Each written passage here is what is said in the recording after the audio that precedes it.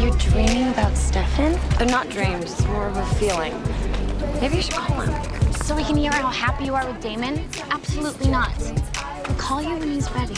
So I should just live with this nagging pit in my stomach. Okay, Elena, that pit is called guilt.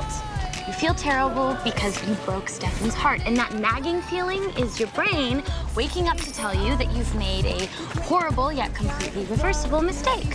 Nice try. Besides, Stefan and I left things in a good place. It doesn't mean he hasn't been thinking about you shacking up with his brother all summer long. Hello, mom ears. Still here.